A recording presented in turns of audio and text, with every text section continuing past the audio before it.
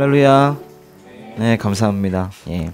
오늘은 예레미야서 보도록 하겠습니다. 예레미야서 34장부터 보실 텐데요. 34장부터 39장까지는 예루살렘 성이 멸망할 때까지의 이야기를 다루고 있어요.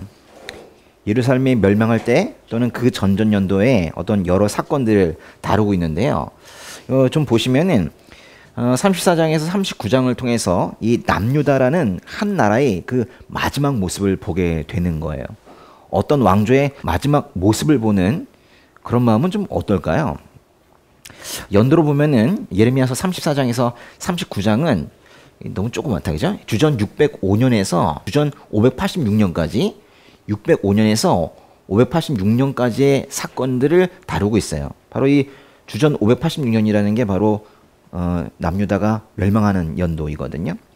34장과 35장은 남유다 백성들의 배신과 레갑 자손들의 신실함을 대조해 가면서 말하고 있어요. 36장에서는 하나님께서 예레미야에게 주신 말씀을 왕이, 즉 여호야김이 찢어요. 예, 그리고 37장에서는 예레미야가 감옥에 들어가고 38장에서는 심지어 물 저장 탱크에 갇힌 예레미야 이야기가 나옵니다. 그래서 37장과 38장 모두 예레미야가 갇히는 이야기예요. 그리고 드디어라고 해야 되나? 예, 39장에서 드디어 예루살렘이 바벨론 군대에게 멸망합니다. 예, 그런 이야기로 되어 있어요. 오늘은 그 중에서 이 34장과 35장의 말씀을 보실 텐데요. 먼저 34장의 말씀 한번 읽어보도록 하겠습니다. 34장의 1절부터 7절까지 한번 읽어보도록 할게요. 7절까지 시작. 바벨론 왕 느부갓네살과 그 모든 군대와 그의 통치하에 있는 땅의 모든 나라들과 모든 백성들이 예루살렘과 그 주변의 모든 성읍들과 싸우고 있을 때 여호와께로부터 예레미야에게 임한 말씀입니다.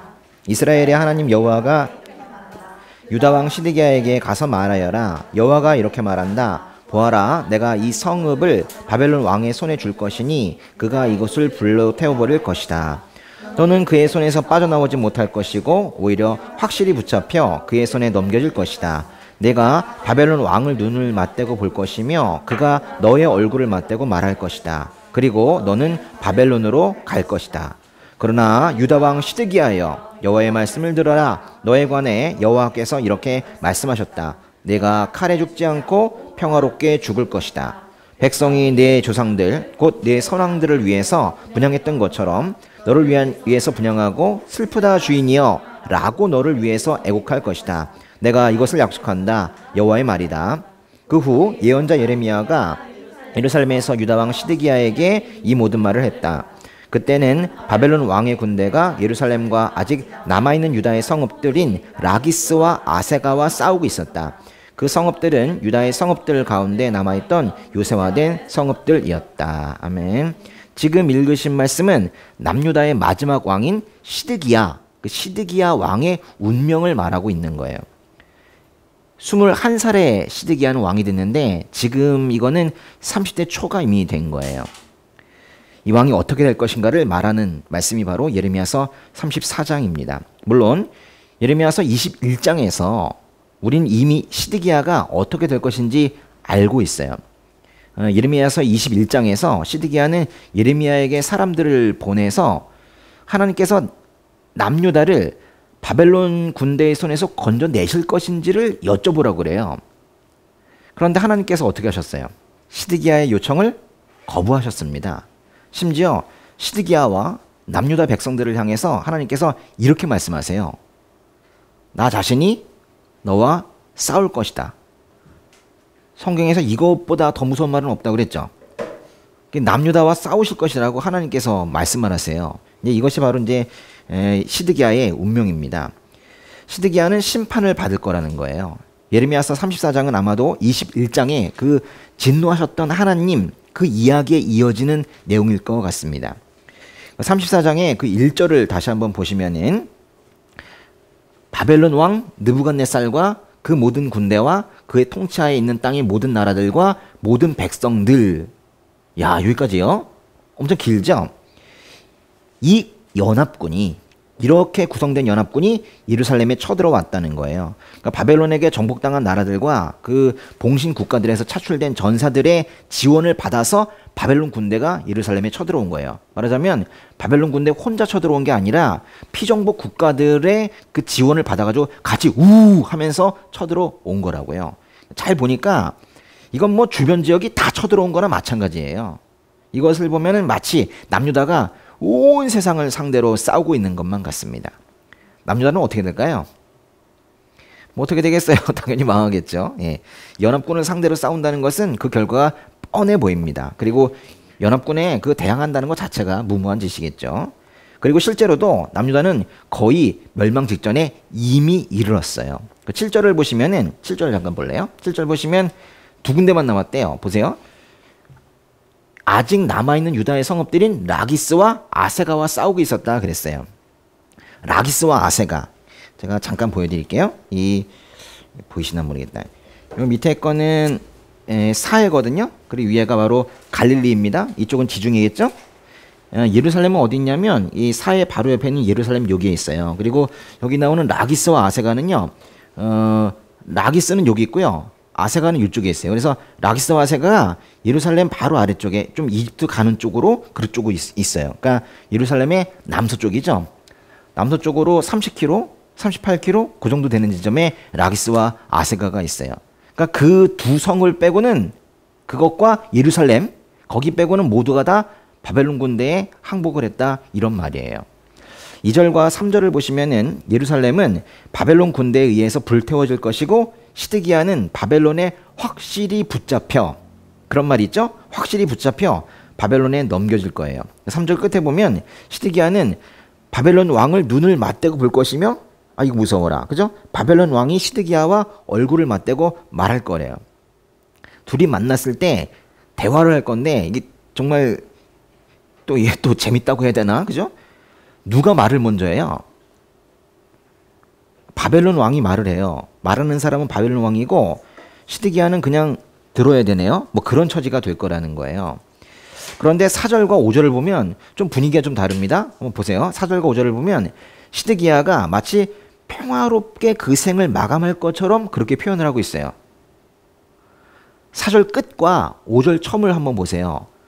4절 끝에 내가 칼에 죽지 않고 평화롭게 죽을 것이다. 근데 시드기야는 우리가 알고 있기로는 그렇진 않은데 그렇죠? 시드기야가 평화롭게 죽는다. 사실은 이거는 진짜 평화롭게 죽는다는 게 아니라 다분히 조건적인 거예요. 조건적인 거라고.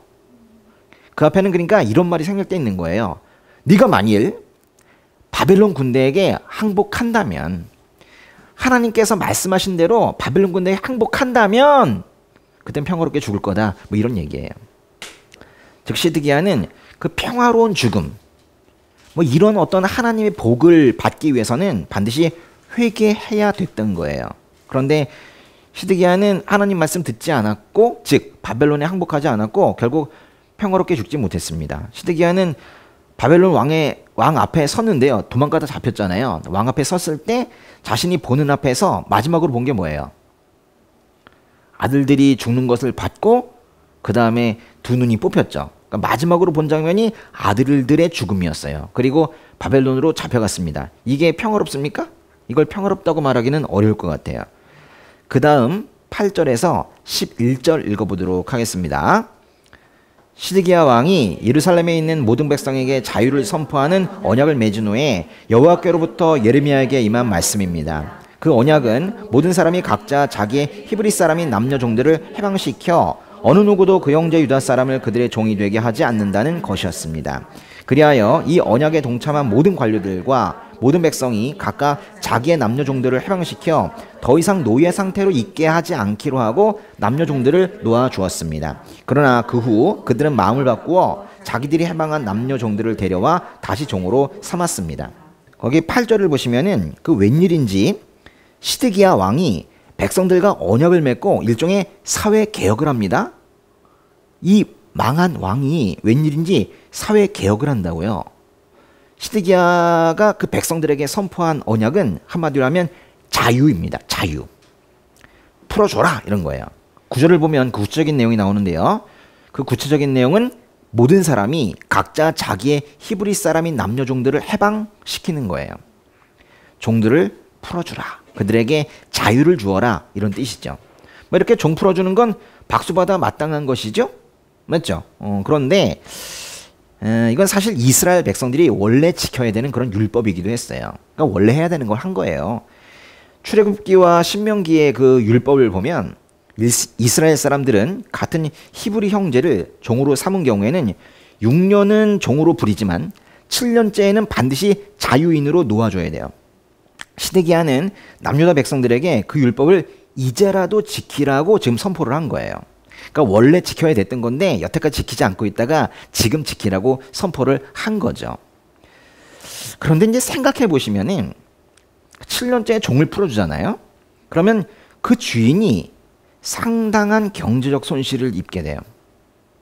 사실은 그렇거든요. 그런데도 하나님께서는 그렇게 하라고 하시죠. 사람이 사람을 억압할 수 없도록 그렇게 하고 계시죠. 그러니 어떤 주인이 이 율법을 지키겠어요? 6년 동안 부리고 7년째 풀어줘야 되는데 누가 지키겠냐고요. 사실 시드기야 때까지, 즉 이스라엘 망하고 유다가 망할 때까지 이 율법을 지킨 사람은 거의 없었어요. 그런데 이 시드기야라는 이 왕이, 마지막 왕이 갑자기 이 율법을 지키라고 남유다 전체에 선포를 한 거예요. 그러자 백성들이 어떻게 했어요? 10절 보세요. 사람들이 언약에 동참했어요. 같이 했네요. 종들을 풀어준 거예요. 노예 해방. 그죠? 종들을 풀어준 거예요. 얼마나 멋진 일이에요. 하나님께서 원하셨던 게 바로 이거예요. 종들을 풀어주는 거. 그런데 11절은 다시 그러나로 시작이 돼요. 안타까워요. 그러나 남녀 사람들은 다시 마음을 바꾸어 해방했던 종들을 다시 종으로 삼았어요. 여러분, 언약은요, 하나님 앞에서 맺는 거거든요. 그 언약은 물을 수가 없어요. 하나님 앞에서 하나님 이름을 걸고 한 것이기 때문에 그 언약은 물을 수가 없어요. 이 물을 수 없는 이 언약을 맺어놓고도 이 사람들이 지금 보면 이 언약을 번복한 거예요. 계약 파기. 그러니까 막상 종들을 풀어주고 나니까 아까웠나 봐요. 이렇게 하나님 앞에서 맺은 언약을 정말 쉽게 마치 없었던 것처럼 그렇게 여기는 걸 보면 이 사람들은 분명히 하나님 두려워하지 않았어요. 하나님 두려웠다면 하나님 앞에서 하나님 이름으로 맺은 언약을 어떻게 쉽게 없었던 것처럼 하겠어요. 시드기야와 남유다 백성들은 금방 언약을 번복할 것이면서 또 잠깐 동안은 지켰잖아요. 왜 잠깐 동안은 율법을 지키는 척 했을까요? 계속 읽어봅시다. 12절에서 16절까지 한번 읽어보세요. 12, 16 시작. 그때 여호와의 말씀이 여호와께로부터 예레미야에게 임해 말씀하셨습니다. 이스라엘의 하나님 여호와가 이렇게 말한다. 내가 너희 조상들을 이집트 땅 그들이 종이었던 집에서 이끌어내던 날 그들과 내가 언약을 맺었다. 7년째 되는 해에 너희는 너희에게 팔린 히브리 형제를 풀어주어라. 그가 너를 6년 동안 섬겼으니 내가 그를 해방해야 한다. 그러나 너희 조상들은 내 말을 듣지도 않았고 귀를 기울이지도 않았다. 최근에 너희는 회개를 하고 내 눈앞에 옳은 일을 했다. 너희 각자가 자기 이웃에게 자유를 선포했다. 그리고 너희가 내 이름으로 불리는 집에서 내 앞에서 언약을 맺었다. 그러나 너희가 또 돌이켜 내 이름을 더럽혔다. 그들 마음에 원하는 대로 가도록 너희가 해방시켜준 그 남녀 종들을 너희가 다시 데려왔다. 너희가 그들을 다시 종으로 삼아 너희의 종이 되게 했다. 좀 안타깝네요. 하나님 앞에서 맺은 언약을 너무 쉽게 파괴해버리는 남유다 백성들을 보면서 하나님께서 가슴이 많이 아프셨어요. 13절을 보시면은 하나님께서 이렇게 말씀하세요. 내가 너희 조상들을 이집트 땅 그들이 종이었던 집에서 이끌어내던 날, 뭐 이런 말씀을 하세요. 하나님께서 이스라엘 백성들을 출애굽하신 거 말하는 건데요. 출애굽하신 것은 이스라엘 백성들을 이집트 종살이에서 구해내신 거래요. 여기 보세요. 명확하게 이집트 땅을 그들이 종이었던 집이라고 말하고 있잖아요. 그러니까 하나님께서 갑자기 출애굽 말씀을 꺼내신 이유는 쉽게 말하면 이런 거예요. 너희들이 너희 종을 풀어주었다가 다시 종으로 삼는 거를 내가 봤다. 그런데 너희 그래도 되냐? 잘 생각해봐. 이스라엘, 너희는 종이었어. 이렇게 말하는 거예요. 그러니까 자기가 종이었었던 그 기억을 벌써 잊은 거죠. 그 이집트에서 살던 게 종이었는데 그걸 잊은 거예요. 이제 먹고 살만한가 봐요. 네, 그게 지금의 이스라엘이에요. 또 하나님께서는 직접 모세를 통해서 선포하신 율법도 기억나게 해주세요. 다 알고 있어요, 사람들이. 그런데도 이걸 다시 너무 안 지키니까 다시 한번 말씀하시는 거예요. 그 14절을 보면은 7년째 되는 해에 너희는 너희에게 팔린 히브리 형제를 풀어주어라. 그가 너를 6년 동안 섬겼으니 네가 너를 해방해야 한다라고 다시 한번 이미 알고 있는 그 내용이지만 이것을 직접 말씀해 주시는 거예요. 그런데 이스라엘 백성들은 그 조상 때부터 지금까지 이 율법을 지킨 적이 없었대요. 그런데 이번에 잠깐이나마 종들을 풀어줬던 거예요. 15절을 보면은 하나님께서 이렇게 말씀하세요. 최근에 너희는 회개를 하고 내 눈앞에 옳은 일을 했다. 이건 칭찬 아닙니까? 아, 옳은 일을 했다고 하고 하나님께서 기뻐하시는 거예요.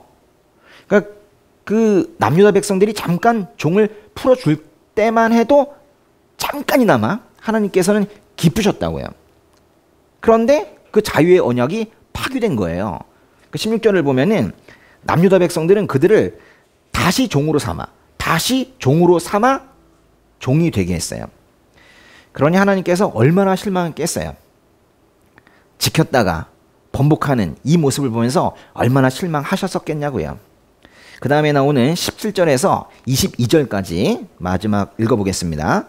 그러므로 여호와가 이렇게 말한다. 너희가 내게 순종하지 않았다. 너희가 각각 자기의 형제와 이웃에게 자유를 선포하지 않았다. 보라, 내가 너희에게 자유를 선포해 칼과 전염병과 기근으로 죽게 할 것이다. 여호와의 말이다. 내가 너희를 세상의 모든 나라들의 두려움의 대상이 되게 할 것이다. 송아지를 돌로 자르고 그 조각 사이를 지나가며 내 앞에서 맺은 언약의 조항을 지키지 않고 내 언약을 어긴 사람들을 곧 송아지 조각들 사이를 지나간 유다의 지도자들과 예루살렘의 지도자들, 내시들, 제사장들, 이 땅의 모든 백성을 내가 대적들의 손에 그들의 목숨을 찾는 사람들의 손에 넘겨줄 것이다. 그들의 시체가 공중의 새들과 땅의 짐승들의 먹이가 될 것이다. 내가 유다 왕 시드기야와 그의 관료들을 대적들의 손에 그들의 목숨을 찾는 사람들의 손에 그리고 너희들에게서 물러간 바벨론 왕 군대의 손에 넘겨줄 것이다. 여호와의 말이다. 보라, 내가 명령을 내려 그들을 이 성읍으로 돌아오게 할 것이다. 그들이 이 성읍을 공격해서 취하고 불로 태울 것이다. 그러면 내가 유다의 성읍들을 폐허로 만들 것이니 그곳에 아무도 살지 못할 것이다. 종에게 잠깐 동안 자유를 주었다가 뺏어버려서 하나님을 크게 실망시킨 이 남유다 백성들에게 하나님께서 17절을 통해 이렇게 말씀하세요.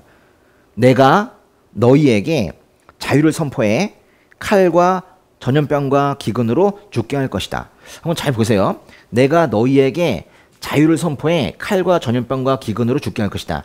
지금 이 번역은 상당히 부드러워요. 네. 이게 만약에 원문으로 봤다면 사람들은 깜짝 놀랄 거예요. 원문에는 어떻게 되어 있냐면 칼과 전염병과 기근에 자유를 줄 것이다. 이렇게 되어 있어요. 그러니까 칼과 전염병과 기근에 자유를 준다는 것은 칼과 전염병과 기근이 남유다 백성들을 마음껏 죽일 수 있도록 그냥 놓아두시겠다는 거예요. 죽여라 하시는 거죠. 그러니까 자유의 언약을 어긴 이 남유다 백성들에게 하시는 이 하나님의 이 말씀은 언어 유희이긴 한데 참으로 혹독한 거예요. 이스라엘 사람들이 언약을 맺을 땐 짐승을 반으로 쪼개서 두 줄로 놓고 그 사이를 지나가는 방식으로 해요. 만약 언약을 어기잖아요. 그러면 그 정말로 두동강이나 반이 쪼개진 그 짐승처럼 놔도 되겠다라는 뭐 그런 각오를 하는 거거든요. 시드기야가 백성들과 자유를 선포하는 언약을 맺을 때에도 이런 형식으로 맺은 거예요. 18절, 19절, 20절을 보면은 이렇게 약속을 단단히 맺어놓고도 그것을 헌신짝처럼 버린 이스라엘 백성들은 결국 그 대적들의 손에 넘어갈 거고 그 시체들이 길거리에 나뒹굴 것이다. 이렇게 말씀을 하시는 거예요. 그런데 그 21절에서 시드기야와 백성들이 종들을 잠깐이나마 풀어줬던 그 이유가 드디어 나오는 것 같아요. 그 왜 그 사람들이 잠깐이나마 율법을 지켰는가 우리가 궁금했는데 그게 21절에 그 이유가 있네요. 21절을 다시 한 번만 읽어보도록 하겠습니다. 21절 보세요. 시작. 내가 유다 왕 시드기야와 그의 관료들을 대적들의 손에, 그들의 목숨을 찾는 사람들의 손에, 그리고 너희들에게서 물러간 바벨론 왕 군대의 손에 넘겨줄 것이다. 여기 그리고 다음부터요. 그리고 너희들에게서 물러간 바벨론 왕 군대의 손에 넘겨줄 것이다. 이게 상당히 중요한 말씀입니다. 바벨론 군대가 예루살렘을 포위하고 있을 때 그 바벨론을 견제하기 위해서 이집트 군대가 출발을 시작했다라는 그런 소문이 들렸어요. 그래서 바벨론 군대가 그 예루살렘의 포위를 잠깐 풀어요. 왜냐하면 이집트로 달려가야 되니까. 이집트 군대를 공격하러 잠깐 포위를 풀고 바벨론 군대가 이집트로 이동을 합니다. 그래서 예루살렘 입장에서는 포위가 풀린 것 같이 느끼게 되어 있죠. 이게 바로 시드기야와 남유다 백성들이 종을 풀어주기로 한 진짜 이유예요. 그들은 율법을 지키고 종을 풀어주는 나름 선행, 이 선행을 해서 하나님의 은혜를 구했던 거예요. 저희가 종을 풀어줄 테니 저희 좀 풀어주세요. 이렇게 말하고 있는 거죠. 바벨론 군대가 예루살렘을 포위했을 때 그 포위를 풀 수 있는 분은 하나님밖에 없다라는 생각을 그들도 한 것 같아요. 그들도 안 거죠. 하나님과 자신들의 관계가 예전 같지 않다는 거. 이 관계가 좀 멀어져서 지금 이 지경까지 이르렀기 때문에 지금이라도 율법을 지켜서 하나님의 마음을 돌려놓아야겠다. 이런 생각을 한 것 같아요. 근데 이제 하나님의 마음을 돌려놓아야 되는데, 그래서 율법을 지켜야 되는데, 무슨 율법을 지키지? 여태까지 다 어겼는데? 뭐 이러다가, 뭘 하지 그러다가, 맞다. 종 풀어주는 거. 그걸 하면 되겠다. 종을 풀어주는 퍼포먼스. 그게 좋아 보인 거예요. 그러니까 종을 풀어주는 것은 그 많은 순종 중에 사실 하나인 건데요. 그것을 선택한 거예요. 그걸 지금 하자. 그럼 하나님의 마음이 기쁘시겠지. 이렇게 한 거죠. 하나님께서 종을 풀어주는 그 순종을 보시고 남유다에 은혜를 베풀기를 바랬던 거예요. 그런데 생각해보면 잠시나마 종을 풀어주는 것이 그 포위당한 그들에게 유리하다는 생각도 그들이 했어요. 이게 단순히 율법 지키는 걸로 끝나는 것이 아니라 이게 현실적으로도 그들에게 유리하다는 생각을 그들이 했다고요. 그러니까 예루살렘이 포위됐잖아요. 식량이 다 떨어져 가고 있었단 말이에요. 종들에게 줄 빵이 없어요. 그래서 비용 절감을 위해서라도 종들은 풀어줘야 됐었던 거예요. 그러니까 어차피 종들을 풀어주는 게 나은 마당에서, 그것이 나름 합리적인 상황에서 종을 풀어주면 그 비용 절감도 되고, 이게 율법에도 순종하는 거니까 일석이조구나, 이렇게 생각을 했던 거예요.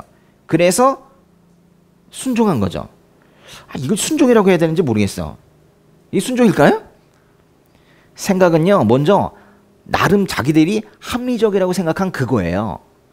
종을 풀어주는 게 비용 절감이구나 라는 생각을 했는데, 보니까 그게 율법에도 순종하는 거여서 그것을 선택한 거라고요. 이런 순종을 뭐라고 하냐면 잔머리 순종이라 그래요. 잔머리 순종. 제가 만든 말이에요. 그럼 이런 잔머리 순종에 그 하나님께서 속으실까요? 이게 되게 중요해요. 사람들이 이게 잔머리가 많잖아요. 근데 이 잔머리 써가지고 나름 그래도 순종하는 척 하는데 거기에 하나님께서 속으시느냐? 그런데 속아 주세요. 이게 이제 우리가 이해할 수 없는 부분이기도 한데 참 좋으신 우리 하나님께서 여기에 속아 주세요. 사실 속아 주신다기보다는 그 행동이 진심이기를 바라세요. 아니야, 저 진심이겠지. 저게 날 속이려고 하는 거야. 저 순종이지. 또는 그 순종이 지속적이기를 바라세요. 기대하세요. 진짜일 거야. 계속 갈 거야. 한번 보라니까. 정말로 좋은 우리 하나님께서 남유다 백성들이 그들의 종을 풀어주자 기뻐하셨어요. 너무도 기뻐하시고, 그러면서 바로 바벨론 군대를 예루살렘에서 떠나가게 하셨어요. 남유다 백성들이 하나님 말씀에 순종하자 하나님께서는 이집트 군대를 출발시켰고, 그 소식을 들은 바벨론 군대가 황급히 그들을 공격하러 갔어요. 남유다 백성들의 순종을 보시고 이집트 군대를 출발시킨 이 하나님의 이 일하심을 일반 역사가들은 알 수 없지만 그건 사실 하나님께서 하신 일이었거든요.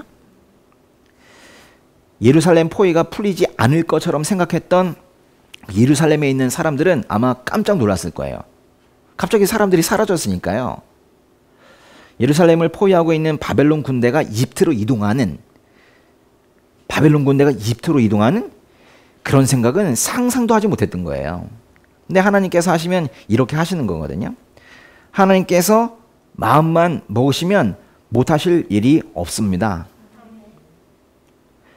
예루살렘의 처지는 자기들이 보기에도 그야말로 사면초가인데요. 자신의 상황이 사면초가라 할지라도 이런 상황에서도 하나님께 의지하면 솟아날 구멍이 있는 거예요. 우리는 상상도 하지 못한 그런 방법을 쓰신다니까요.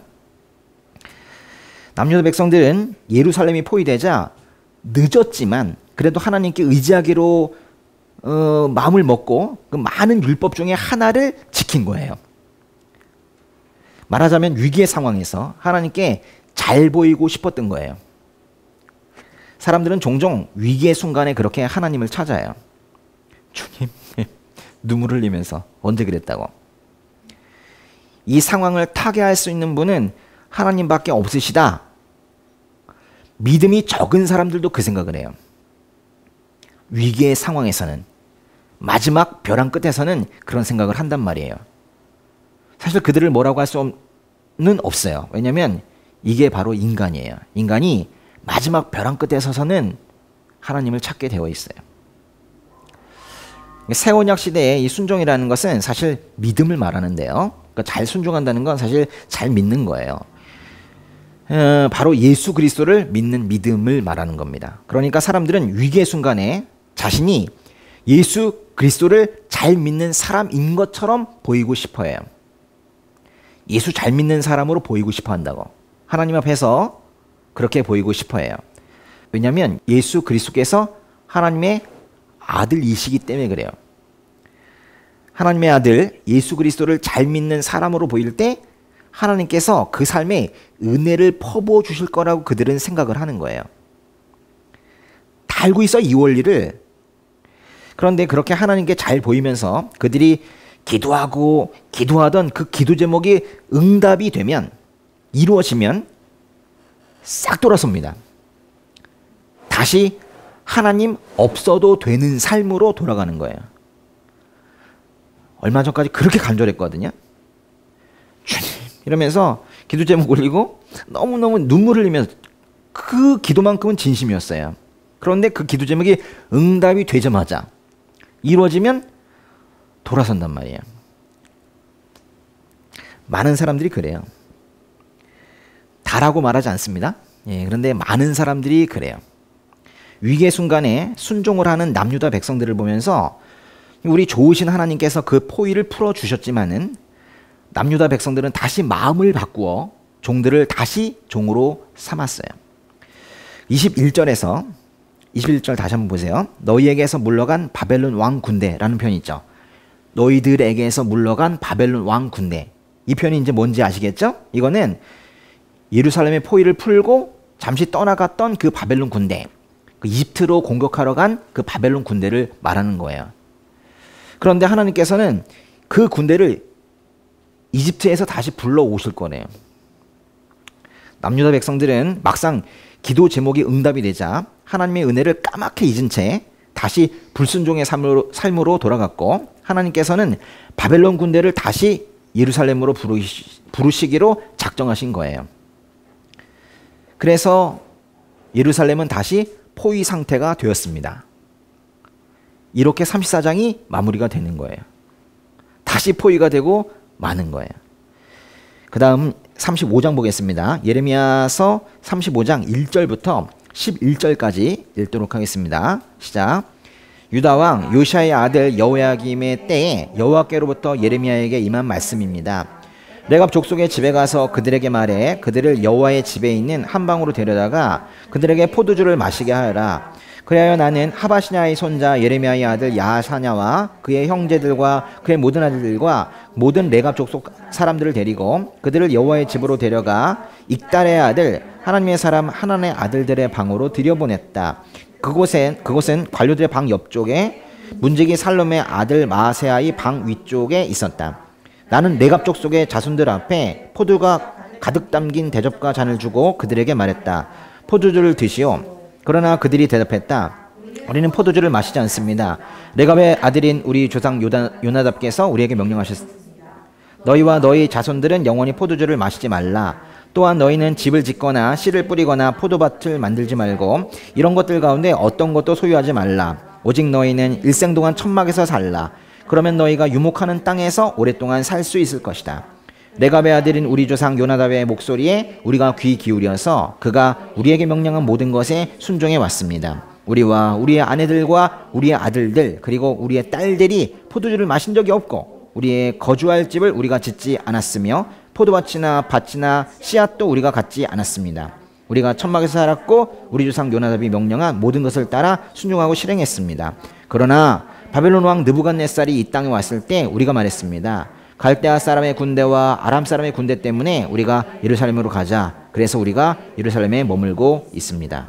1절을 보니까 35장은 여호야김 왕 때네요. 34장과 시기가 달라요. 여호야김 다음에 여호야긴 그리고 그 다음이 시드기야거든요. 그러니까 여호야김 때라는 것은 그 시드기야 때를 기준으로 해서 약 10년 전의 일들을 말하고 있는 거예요. 35장에서 소개되고 있는 것은 2절에 나오는 레갑 족속입니다. 레갑 족속 아세요? 레갑 족속이라는 말은 그 성경에서 흔히 나오는 표현은 아닙니다. 잘 모르시는 분이 많이 있으실 거예요. 예, 괜찮습니다. 그 레갑 족속은 그런데 열왕기 하에 나와요. 열왕기 하 10장에 나오는데요. 예후라는 사람이 있거든요. 나중에 결국 왕이 되는데 예후라는 사람이 아합 집안을 멸절시킬 때 그 예후를 도운 사람이 여호나답인데 여호나답이 바로 요나답이에요. 그 자손들이 바로 레갑 족속이에요. 그러니까 레갑 족속은 그 여호나답의 명령을 순종하고 따르고 있었던 거예요. 8절과 9절과 10절을 보시면은 그 레갑 족속은 그 조상 요나답의 명령에 따라 포도주를 마신 적이 없대요. 마치 무슨 나시린 같은 그런 느낌입니다. 그들은 거주할 집도 짓지 않고 그저 텐트를 치고 살았어요. 그들은 포도원도 즉 자기 재산도 그렇게 가지지 않았어요. 10절처럼 요나답이 명령한 모든 것을 따라 순종하고 실행했어요. 와, 그런 레갑 족속을 불러오라고 하나님께서 예레미야에게 명령하세요. 그 2절을 보시면은 레갑 족속을 여호와의 집, 즉 성전에 있는 한 방으로 데려가서 포도주를 마시게 하라고 하나님께서 명령을 하세요.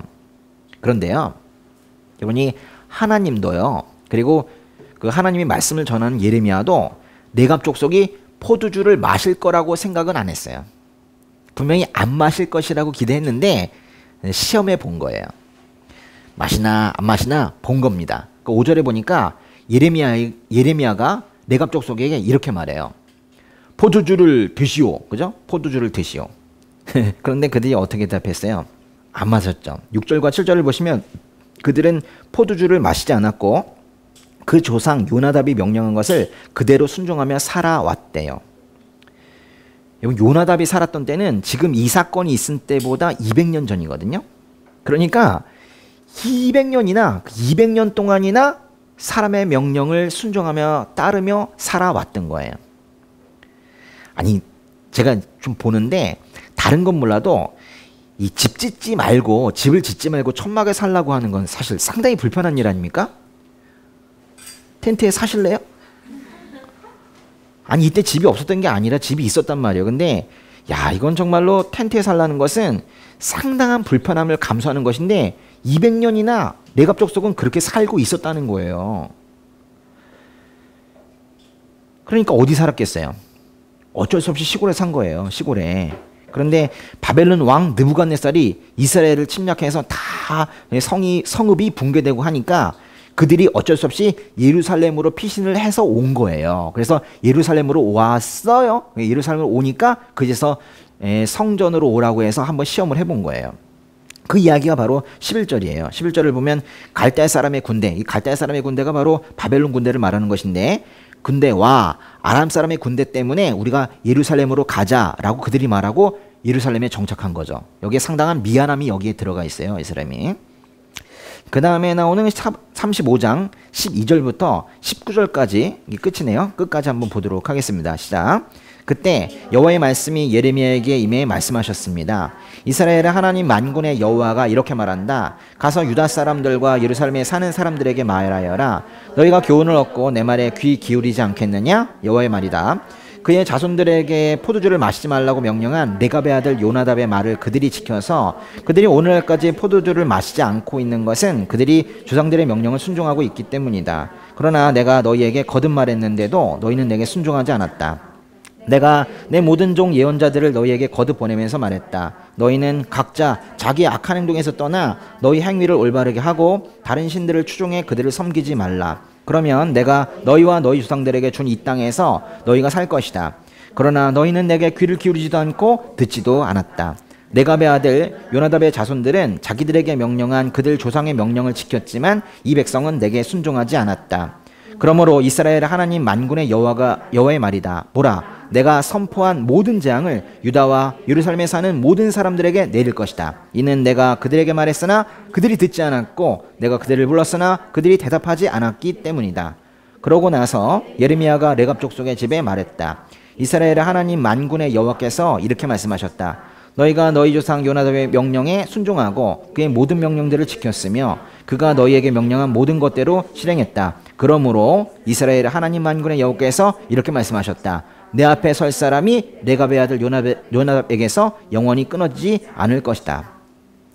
우리는 그 14절 말씀에서 매우 당황스러운 표현을 보게 되는데요. 제가 왜 당황스럽다고 하냐면 레갑 족속은 요나답이라는 그런 어떤 한 사람, 한 개인의 말에 순종해서 포도주도 마시지 않고 살았어요. 그런데 이스라엘 백성들은 하나님께서 거듭 말씀하셨는데도 하나님께 순종하지 않았대요. 당황스러울 수밖에 없는 그런 내용이죠.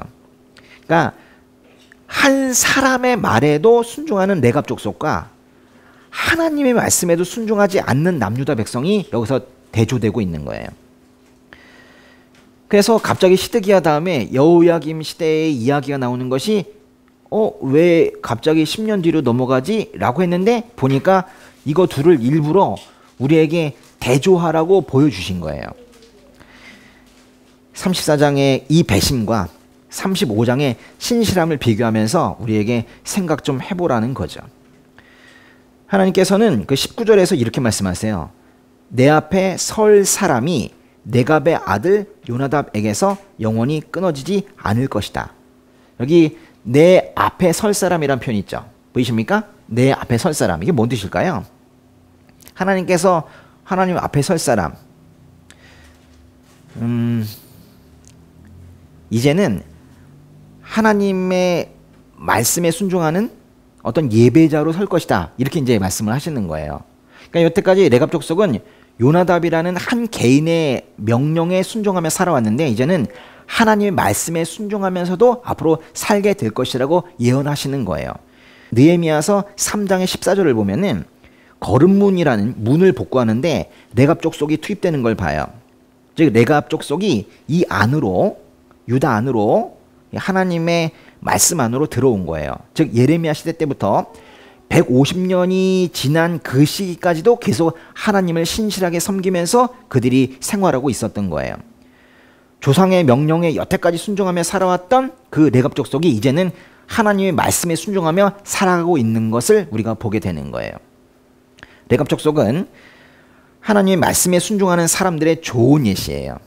신약의 표현대로 하면 예수 그리스도께서 십자가에서 죽으셔서 나의 죄를 용서하셨다는 것을 신실하게 믿고 구원받은 삶으로서 성화의 과정에도 순종으로 참여하는 그런 예시, 그게 바로 레갑 족속이에요. 간단히 말하면 예레미야서 34장은 하나님의 은혜를 구하기 위해 순종하는 척 하지만 결국엔 불순종으로 마무리되는 사람들 이야기고, 35장은 자기 생활의 불편에도 불구하고 하나님의 말씀에 순종하며 살아가는 그런 사람들 이야기예요. 시드기야 때 일어난 일들을 기록한 이 34장과 그로부터 10여 년 전에 일어난 일들을 기록한 이 35장을 연이어 놓은 것은 우리에게 이 두 개의 장에 나오는 이 순종과 이 배신의 예시를 잘 비교하면서 우리가 어느 쪽으로 살아갈지를 선택하라는 거예요. 34장을 살 것인지 35장을 살 것인지 선택하라는 거예요. 신앙은 선택이거든요. 즉 우리는 어떻게 살아야 하냐는 거예요. 우리는 지금 어떻게 살고 있나요? 급한 불을 끄기 위해서 지금 당장은 신실한 척하지만 기도응답이 되고 나면 다시 불순종의 삶으로 돌아가는 그런 남유다 백성들처럼 살고 있습니까? 아니면 텐트에 살면서 유목민족처럼 살라고 하는 그 다소 시대에 뒤떨어진 명령까지도 순종하면서 그렇게 살고 있는 내갑 족속처럼 살고 있습니까? 저는 유목민족처럼 살라고 하는 이 요나답의 명령에 순종하는 내갑 족속을 보면서 그야말로 이 땅의 소유를 중요하게 여기지 않는 그런 참 그리스도인의 모습을 보게 돼요. 이 땅에 연연해 하지 않는 거예요. 그리스도인은 성경에서 말하는 것처럼 그저 이 세상에서는 나그네입니다. 빌립보서의 말씀대로 우리의 시민권은 하늘에 있어요. 이 땅에 미련을 갖지 않는 내갑 족속처럼, 유목 민족처럼, 나그네처럼 그렇게 사는 것이 바로 그리스도인의 삶이에요. 종을 풀어주는 것이 포위된 상황에서 유리하겠다는 인간적인 판단이 먼저 앞서고, 어차피 종을 풀어주는 것이 유리하다면 종을 풀어주는 율법에 순종하자고 판단한 남유다 백성들의 삶이 진정 믿는 사람들의 삶이라고 말할 수 있겠어요? 그들이 효율적이라고 생각했던 그 삶은 정말로 효율적인 것일까요? 그들은 하나님께서 도우셔서 바벨론 군대가 영원히 예루살렘을 떠날 것으로 생각했지만, 그들이 하나님을 배신했을 때 하나님께서는 바벨론 군대를 다시 예루살렘으로 보내오셨어요. 결과를 보세요. 이게 효율적입니까? 우리는 예레미야서 34장과 35장의 말씀을 보면서 진정 효율적인 삶은 하나님의 말씀을 따라 믿고 행동하는 거라는 걸 다시 한번 생각하게 되는 거예요. 그런 순종의 삶에 하나님의 은혜가 부어지는 것이고, 그때 그 삶이 풍요로움을 경험하게 되는 거예요. 하나님께서 복을 부으셔서 사람이 부유하게 사는 거, 그게 진짜 효율적인 거예요. 효율이라는 단어를 우리가 오늘 다시 정의할 필요성이 있어요. 결과를 봐야죠. 마지막을 봐야죠. 다른 사람들이 보기에는 답답해 보이고 시대에 뒤떨어진 말씀을 붙들고 살고 있다고 생각할지 몰라도, 여러분들을 보면서 다른 사람들이 그렇게 생각할지 몰라도 레갑 족속처럼 사는 게, 그렇게 순종하며 사는 게 그게 복된 삶이에요. 우리는 다른 사람을 축복할 수는 있습니다. 복을 빈다는 뜻이에요. 축복할 수는 있지만 그 축복을 듣고 정말 복을 부으시는 분은 하나님이시라는 사실을 절대 잊어서는 안 돼요. 하나님께서는 하늘 창고를 여시고 그 풍성함을 우리 삶에 쏟아 부으실 때 우리가 이 땅에서도 하나님의 영광을 누리는 나그네로 살아갈 수 있는 거예요. 나는 지금 어떻게 살고 있나? 이거 이번 주에 한번 생각해 봐야 돼요. 나는 지금 어떻게 살고 있나? 남유다 백성들이 불신자처럼 살았나? 그게 아니에요. 믿는 척 또는 잠깐 믿었죠. 잠깐 순종. 그리고 다시 불순종의 삶으로 돌아갔는데, 이 사람들이 자신이 이렇게 살고 있으면서도 그렇지 않다고 착각하면 안 되는 거예요. 다시 한번 이 말씀 보면서 깊이 생각하는 이번 한 주 되시기 바랍니다. 오직 말씀에 순종함으로 하나님의 복을 마음껏 누리는 그런 우리 성도님 되시기를 주님의 이름으로 축복합니다. 기도하겠습니다. 아버지 은혜 감사합니다. 우리가 늘상 아버지께 우리의 믿음과 아버지를 향한 사랑을 고백하고 있지만, 정말로 우리의 믿음과 사랑이 아버지를 기쁘게 하고 있는 것인지 다시 돌아보게 됩니다. 우리가 믿고 있는 것인지, 또는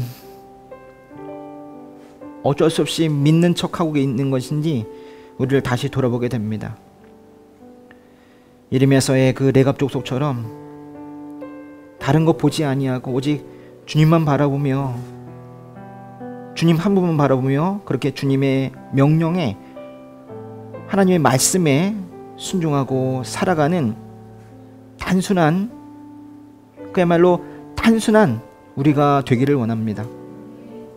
아이와 같은 그런 믿음으로 이 땅 주님께서 주신 일을 하면서 열심히 살아가다가 주님께서 부르시는 그날 주님께 달려가는 우리가 되게 하여 주시옵소서. 정말 순수한 신앙, 아버지께서 말씀하시면 네 하며 바로 달려갈 수 있는 신앙, 아버지께서 가라 하시면 그 목적지가 어딘지 몰라도 발을 뗄 수 있는 그런, 오직 아버지께 완전히 의뢰하고 절대적인 신뢰를 갖는 그런 신앙으로 살아가는 우리 온리지 가족들 되기 원합니다. 우리를 인도하여 주시옵소서. 예수님의 이름으로 기도드립니다. 아멘.